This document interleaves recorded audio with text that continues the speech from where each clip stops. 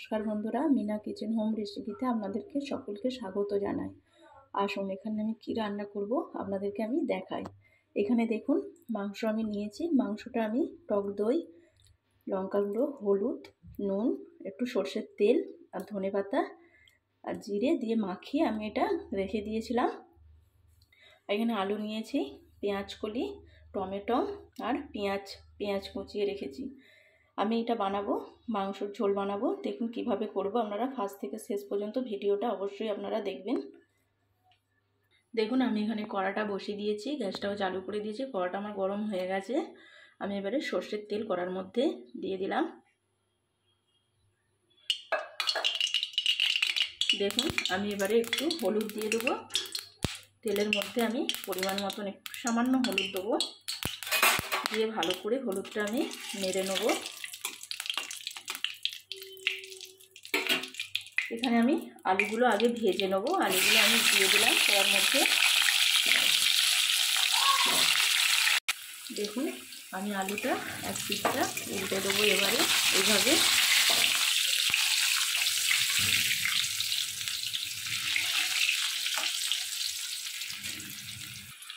দেখুন আমার এখানে আলুগুলো ভাজা হয়ে গেছে। আমি এবারে আলুগুলো তুলে নেবো একটা জায়গার মধ্যে। দেখুন আমি তেলের মধ্যে এলাচ, দারচিনি, লবঙ্গ, শুকনো লঙ্কা দিয়ে দিলাম। এবারে আমি পেঁয়াজগুলো দিয়ে দিলাম।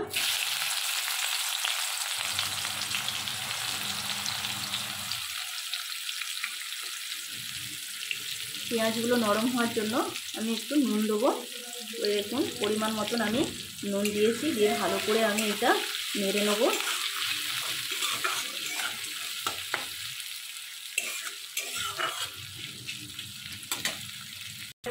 দেখুন আমি এতে একটু সামান্য চিনি দেবো পেঁয়াজটাতে। দেখুন পরিমাণ মতন আমি একটু চিনি দিয়েছি, দিয়ে যাতে লাল লাল হয়ে যাবে পেঁয়াজটা তাড়াতাড়ি। টমেটো কুচানোগুলো আমি দিয়ে দেবো। দেখুন টমেটোগুলো আমি দিয়ে দিয়েছি, দিয়ে ভালো করে একদম লাল লাল করে নেবো একবারে। এবারে রসুনটা দিয়ে দেবো, 1 চামচ রসুন বাটা।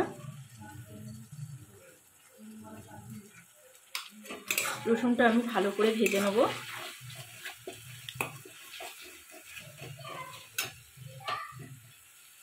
দেখুন আমি এখানে আদা বাটা, হলুদ গুঁড়ো, লঙ্কা গুঁড়ো, কাশ্মীরি লঙ্কা গুঁড়ো দিয়ে আমি সব একসঙ্গে দিয়ে ভালো করে এটা মিক্স করে নেব। এই দেখুন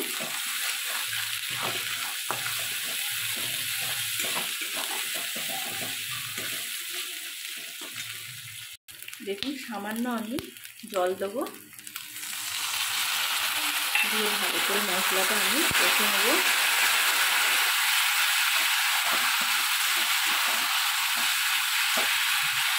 দেখুন আমি যে এখানে মাংসতে মশলাটা মাখিয়ে রেখে দিয়েছিলাম, এই মাংসটা আমি এবারে ঢেলে দেবো কড়ার মধ্যে, দিয়ে ভালো করে আমি এটা ঘেটে নেব। গ্যাসটা আমি কমিয়ে রেখেছি। এই দেখুন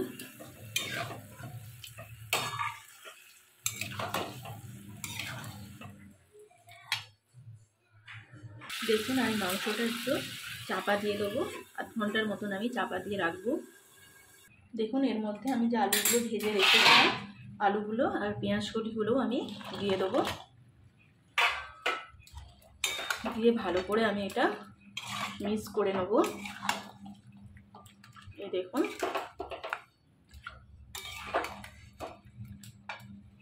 এখানে দেখুন আমি এবারে গ্যাসটা চাপা দিয়ে দেবো, আর এখানে আমি গরম জল বসিয়ে দিয়েছি মাংসতে দেওয়ার জন্য। দেখুন আমি ঢাকনাটা এবারে খুলে দেখবো কতটা কি হয়েছে মাংসটা আমার।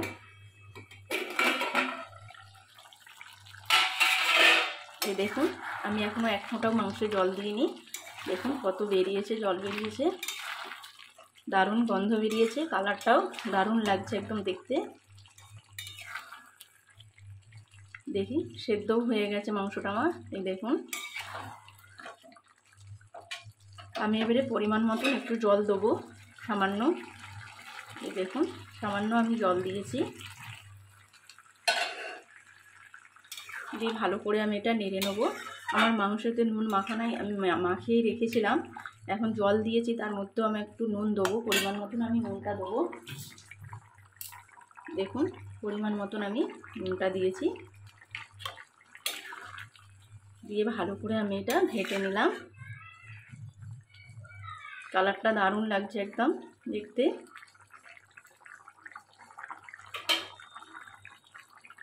দেখুন আমার এখানে মাংসটা হয়ে গেছে, আমি এবারে গ্যাসটাকে অফ করে দেবো। এই দেখুন মাংসটা কত সুন্দর কালারটাও হয়েছে, প্রচণ্ড গন্ধ বেরিয়েছে। আপনারা এইভাবে অবশ্যই বানাবেন, দেখবেন খেতে কত সুন্দর লাগে। ভালো লাগলে অবশ্যই লাইক কমেন্ট করে জানাবেন মিনা কিচেন হোম রেসিপিতে।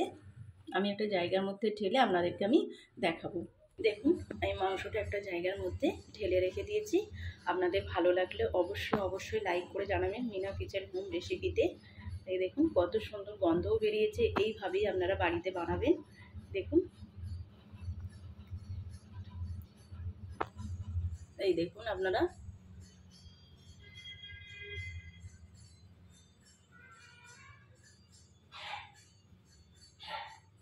আজ এই পর্যন্তই, ভালো থাকবেন, সুস্থ থাকবেন, টাটা।